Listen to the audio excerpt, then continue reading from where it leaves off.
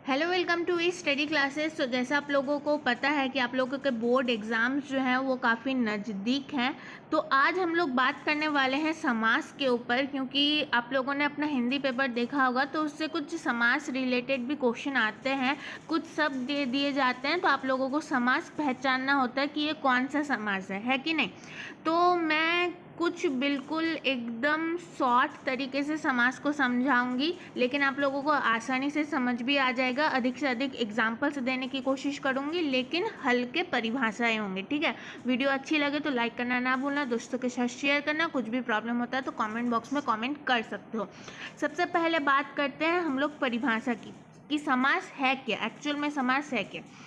परिभाषा देखते हैं कि परस्पर संबंध रखने वाले दो अथवा दो से अधिक शब्दों के मेल का नाम समास है। क्या होता है कि जब दो शब्द आपस में जुड़ जाते हैं या फिर दो से अधिक शब्द आपस में जुड़ जाते हैं और एक नए शब्द का इजाद करते हैं तो वो समास होता है, ठीक है। अगर आपसे पूछ लिया जाए कि समास का लक्ष्य क्या है, समास जरूरी क्यों है व्याकरण में, तो आप लोग बता सकते हैं कि समास जो होता है वो क्या करता है, कम से कम क्या करता है, वो कम से कम शब्दों में अधिक से अधिक अर्थ प्रकट करता है। क्या करता है, अधिक से अधिक अर्थ प्रकट करने का काम होता है समास का, ठीक है। कम से कम शब्दों का प्रयोग करके अधिक से अधिक अर्थ प्रकट करता है, ठीक है। ये हो गया समास का उद्देश्य। परिभाषा मैंने बता दिया, दो अथवा दो से अधिक शब्दों के मेल का नाम समास है।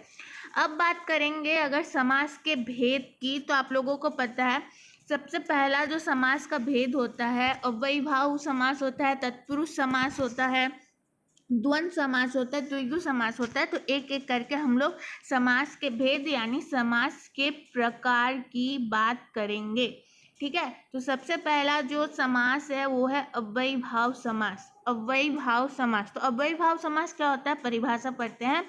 जिस समास का, एक मिनट, जिस समास का पहला पद प्रधान हो, ठीक है।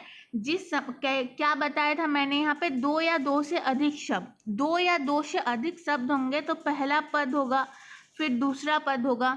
तो क्या होगा, अव्ययीभाव समास में पहला जो शब्द होगा ना, पहला शब्द होगा वो प्रधान होगा और वो अव्ययीभाव समास होगा, ठीक है। इसमें पहला पद जो होता है वो अव्यय कहलाता है, ठीक है।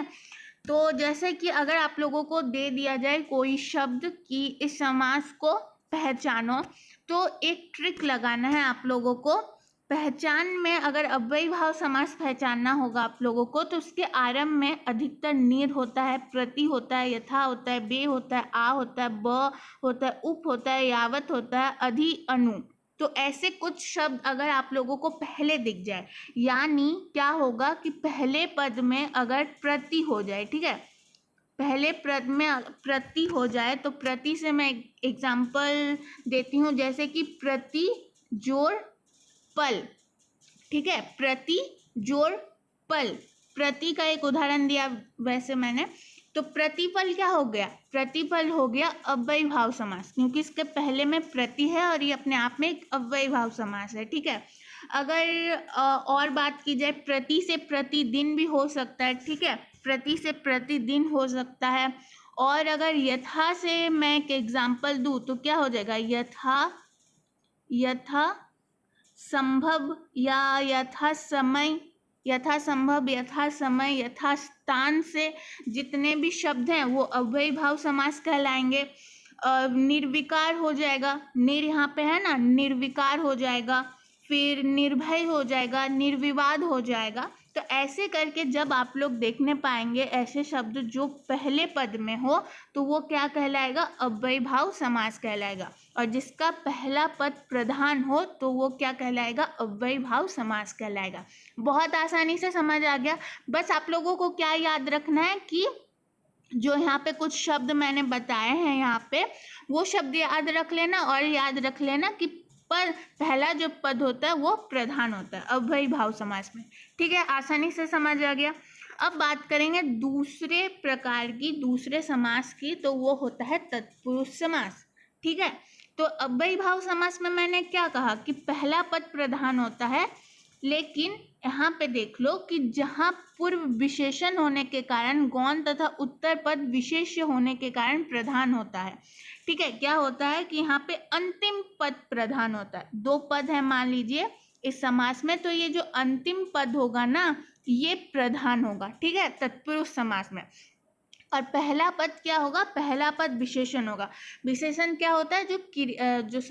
संज्ञा और सर्वनाम की जो विशेषता बताता है वो विशेषण कहलाता है।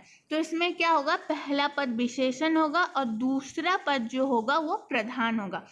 जैसे कि अच्छा, तत्पुरुष समास के भी फिर अपने अलग भेद होता है। तत्पुरुष समास के फिर 6 भेद होता है।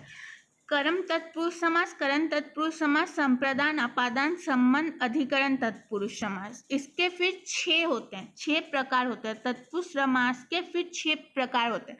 लेकिन मैं इसे समझा दूंगी, लेकिन डीपली समझने की कोई ज़रूरत नहीं है आप लोगों को। जब आप लोग दूसरे आगे की क्लास में जाएंगे तब आप लोगों को ये डीपली समझना होगा, अभी कोई ज़रूरत नहीं पड़ेगी। ठीक है, तो यहाँ पे तत्पुरुष समास की परिभाषा में पढ़ के समझा देती हूँ। जहाँ पूर्व विशेषण होने के कारण गौण तथा उत्तर पद विशेष्य होने के कारण प्रधान होता है, जहाँ तत्पुरुष समास होता है। पहला पद विशेषण होगा और अंतिम पद जो होगा वो प्रधान होगा। ठीक है, और समझने की जरूरत नहीं है, लेकिन अगर यहाँ पे भेद दिया गया है तो मैं एक बार बता देती हूँ। कर्म तत्पुरुष, ये तो मैंने बता ही दिया। करण तत्पुरुष, संप्रदान तत्पुरुष, अपादान तत्पुरुष, संबंध तत्पुरुष, अधिकरण तत्पुरुष। ठीक है, और इसमें समझने की कोई जरूरत नहीं है फिलहाल। चलो अब बात कर लेते हैं कर्मधारय समास की। ये कर्मधारय समास होता क्या है? ठीक है, कर्मधारय समास जब समस्त पदों के खंडों में परस्पर विशेष विशेषण भाव तथा उपमान उपमेय भाव संबंध होता है वो कर्मधारय समास होता है, यानी कर्मधारय समास कहलाता है।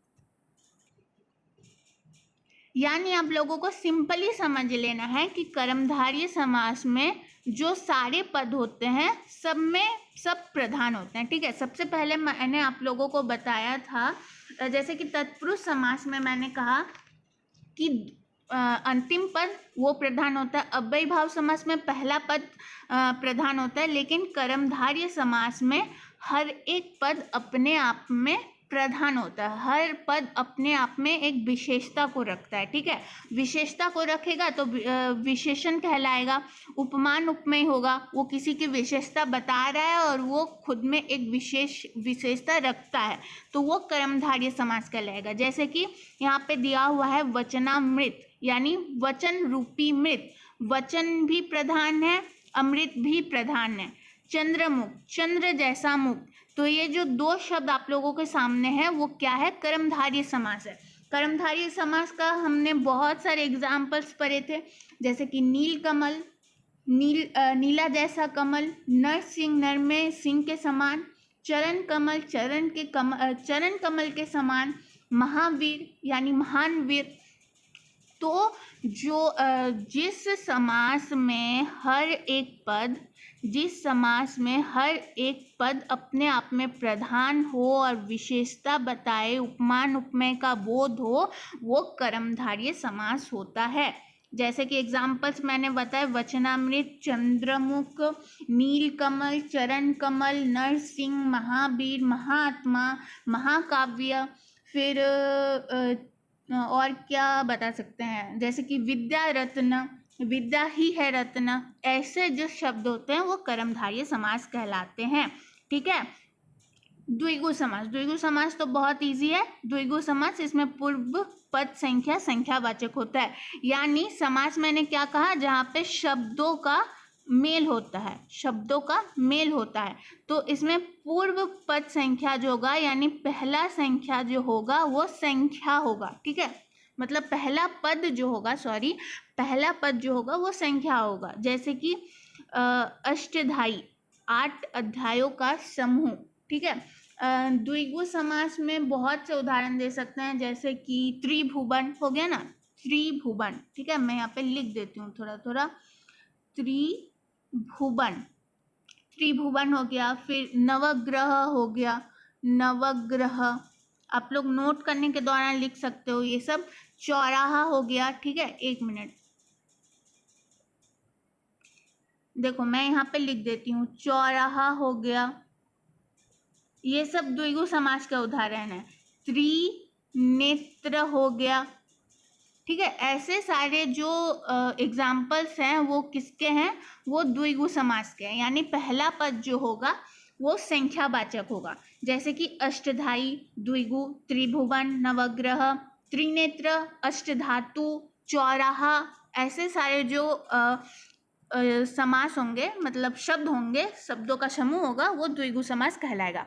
पांचवा जो समास है हमारे पास वो द्वंद्व समास है। द्वंद्व समास को भी पहचानना बहुत इजी है, जिसमें दोनों खंड प्रधान हो विग्रह करने पर, जिसमें और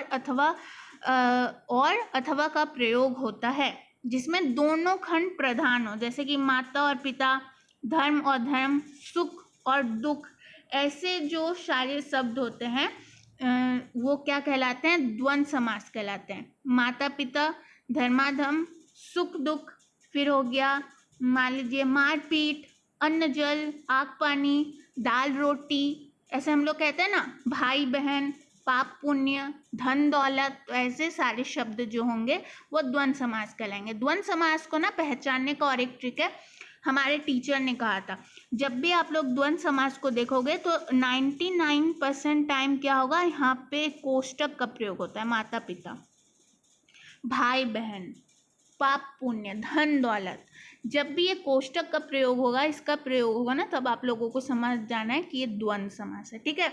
तो बहुत इजी से द्वंद्व समास भी समझ आ गया। अब हम लोग बात करेंगे बहुब्रीय समास की, ठीक है। बहुब्रीय समास, बहुब्रीय समास परिभाषा पढ़ते हैं पहले, जहाँ समस्त पद में आए दोनों ही पद गौण होते हैं। गौण का मतलब समझो, मतलब कि कोई विशेषता नहीं है उसकी। जो 2-3 शब्द होंगे ना, एक समास में 2-3 शब्द होंगे बहुब्रीय समास में, तो वो लोग कोई मतलब कोई विशेषता ही नहीं है, लेकिन जब आपस में मिल जाएंगे, एकजुट हो जाएंगे, तब एक तीसरे पद का निर्माण करेंगे और वो अपने आप में प्रधान होगा। क्या कहा गया है कि जहाँ समस्त पद में आए दोनों ही पद गौण होते हैं तथा ये दोनों मिलकर किसी तीसरे पद के विषय में कुछ कहते हैं, ये तीसरा पद ही प्रधान होता है।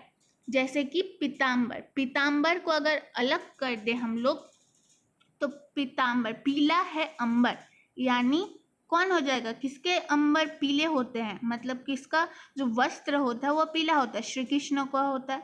त्रिलोचन, 3 है लोचन, लोचन मतलब क्या पता, आँख, आँख पता है ना, लोचन मतलब नेत्र यानी आँख, तो किसके 3 आँख हैं, तो शिव जी के 3 आँख हैं। चतुर्भुज, 4 है भुजाएं जिसकी, यानी विष्णु। तो अपने आप में कोई प्रधान नहीं है, अगर इन शब्दों को अलग अलग कर दे हम लोग तो कोई अर्थ नहीं निकलता है, लेकिन अगर सारे शब्दों को हम लोग जोड़ के देखें तो वो अपने आप में ना एक मीनिंग देता है। पीताम्बर यानी श्री कृष्ण। फिर अगर हम लोग लंबोदर की बात करें और इसको विग्रह करें, लंबोदर समास को अगर हम लोग तोड़ दें तो क्या मीनिंग आएगा, लेकिन अगर हम लोग जोड़ के देखें, यानी लंबा है उदर जिसका, जो कि होता है गणेश। वीणा पानी, जो कि सरस्वती होती है। नीलांबर, नीलांबर तो मैंने बता दिया, नीलांबर जिसका मतलब क्या वस्त्र होता है, नीला, ठीक है। ऐसे करके बहुब्रीय समास को पहचाना जाता है। तो आई होप आप लोगों को वीडियो पसंद आई। अगर वीडियो पसंद आई तो आप लोग इस वीडियो को लाइक कीजिए, अपने दोस्तों के साथ शेयर कीजिए, और कोई भी प्रॉब्लम होता है तो कमेंट बॉक्स में कमेंट कर सकते हैं, ठीक है। तो आज के लिए बस इतना ही।